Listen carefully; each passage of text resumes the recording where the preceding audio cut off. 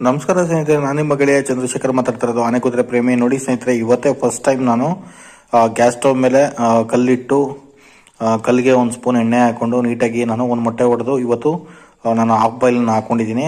ಒಂದು single half boil ಹಾಕೊಂಡೆ ಅಷ್ಟೇ. ಯಾಕಂದರೆ ಇವತ್ತು ನಮ್ಮ ಮನೆಯಲ್ಲಿ ಒಂದು ಎಗ್ ಫ್ರೈಡ್ ರೈಸ್ ಮಾಡಿರೋದ್ರಿಂದ ಒಂದೇ ಒಂದು ಹಾಫ್ ಬಾಯ್ಲ್ ಸಾಕು ಅಂತೇಳಿ ಸ್ಪೈಸಿಯಾಗಿ ಬಂದಿದೆ. ಮತ್ತು ಇನ್ನೊಂದೇನಪ್ಪ ಅಂದರೆ ಸಾಲ್ಟ್ ಪೌಡ್ರು ಮತ್ತು ಪೆಪ್ಪರ್ ಪೌಡ್ರ್ ಎರಡೇ ಹಾಕಬೇಕು. ಇದಕ್ಕೆ ತುಂಬ ಚೆನ್ನಾಗಿರುತ್ತೆ. ನೀವು ಇದನ್ನು ಮನೆಯಲ್ಲಿ ಒಂದ್ಸರಿ ಮಾಡ್ಕೊಳ್ಳಿ ಸ್ನೇಹಿತರೆ. ಇವಾಗ ಏನಪ್ಪ ಅಂತಂದರೆ ನಾನು ಇದನ್ನು ತಿಂದು ಟೇಸ್ಟ್ ನೋಡ್ತೀನಿ. ಇವಾಗ ಟೇಸ್ಟ್ ಹೇಗಿದೆ ಅಂತೇಳಿ ನೋಡಿ. ಹಾಗೇನೆ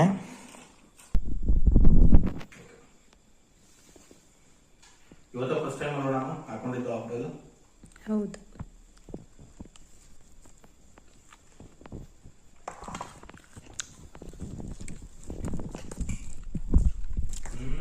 ಸೂಪರ್ ಬರುತ್ತೆ. ಸಾಲ್ಟು ಮಿಕ್ಸ್ ಕೊಡೋಲ್ಲ, ಕರೆಕ್ಟಾಗಿ ಹಾಕೊಂಡಿದ್ದೀನಿ. ಅವತ್ತು ನೀನೇ ಜಾಸ್ತಿ ಹಾಕ್ಬಿಟ್ಟಿದ್ದೆ ಅನ್ನೋದು ನಾನು ಕರೆಕ್ಟಾಗಿ ಹಾಕೊಂಡಿದ್ದೀನಿ.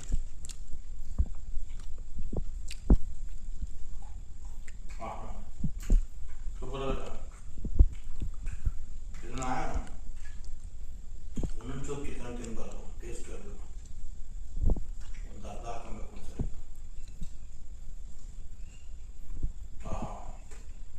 ಸೂಪರ್ ಬರುತ್ತೆ.